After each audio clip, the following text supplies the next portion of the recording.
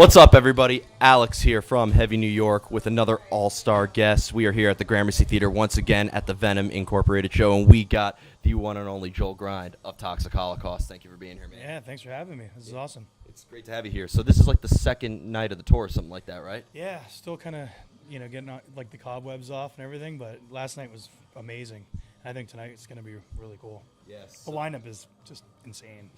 So you're just starting the tour now. Like, any great stories in such a short time or anything like that? Not really. I mean, it was funny. It's like I'm sure there will be, but it's like it's so early. Like yesterday was kind of just like getting in the routine again. It's been a while since we did a tour this length. Like we've been doing a lot of 2-week type tours and stuff, and this is the first one that's like 5 weeks in a long time. So just get back in the routine of like remembering to like load in, load out, like all the mundane shit that's not rock and roll. Yeah.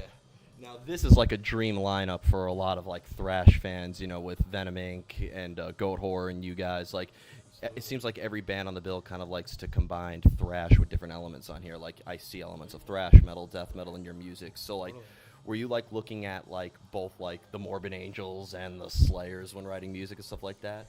It's weird. It's like I get in these different like creative, modes where certain bands or like eras of music will like influence me, and it comes out in the like each record I think kind of has a different flavor, even though it all sounds like the same band. But like like on the last record we did, it was a little bit more punky kind of, and just more just short songs, not much in the way of technicality, not much in the way of elaborate arrangements. It's just in and out, just fucking get the song over with. And so it's like bands like Morbid Angel have influenced Toxic in the past, and like Venom has always been a staple.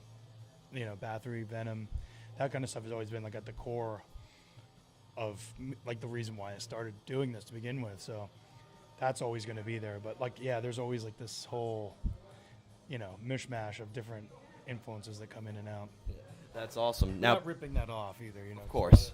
Of course, you guys bands get a little bit too into one band, and it just sounds completely like that. Well, even with all those elements, Toxic Holocaust really does have a distinct sound. I can listen to any record and tell that it's immediately you. So when you write new music, do you kind of like to experiment a little bit more and like kind of shock fans, or do you kind of like to stick with the formula and like? I kind of like to say like Toxic is sort of like the AC/DC of like thrash, where it's just very, or the Ramones or something, where it's just very. Like we're giving the fans pretty much like not a ton of curveballs. Maybe there'll be one or two in there, but for the most part, I think people are pretty much going to know what to expect. Yeah. And I like it like that, because when I buy a band and it's like a total left field thing, it kind of bums me out a little bit. So I just look at it from a fan perspective more than anything else. Yeah, that's a really good point. And I mean, with all these elements, combining elements of thrash metal and death metal and stuff like that, I'd imagine with all these different elements, it does allow for a little bit of experimentation, a little bit of flexibility, right? And it's cool. From drawing from all those influences too. It's like a never like the creative, inspiration never really dries up, because there's like you're not just drawing influence from like thrash from like 1985 or like whatever. It's like you're like. The way I do it is a little bit more broad in the spectrum, so it's like different things will just influence me. Yeah, of course. Now, the last record, I believe, is Chemistry of Consciousness, right? Yeah. So that came out in 2013. Can we be expecting anything new from Toxic Holocaust coming up? Yeah, it's funny. A lot of this time, it was kind of a big gap between this new record and the last one, and that's mostly because. For one, I started my own business. I started a recording studio. So getting that whole thing like started, it's like when you're starting out, like you don't really want to be turning away people, their clients, so you want to get your name out there as much as possible. So that was taking time away from working on new Toxic stuff, because it's a whole other, I haven't learned how to juggle everything yet. Yeah.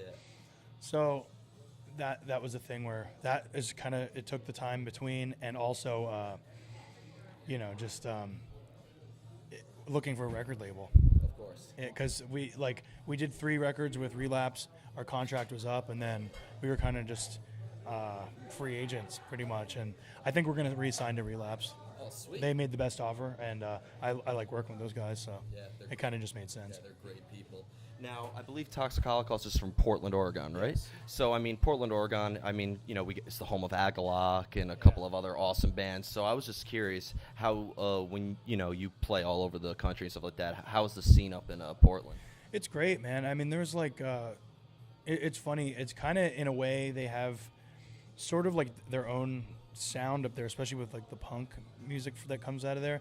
Punk is huge in Portland, and it's just, they have their own kind of Northwest sound. It's like, especially the black metal bands and stuff too, really? also have that kind of thing. And yeah, it's cool. It's like the scene is amazing there. Yeah.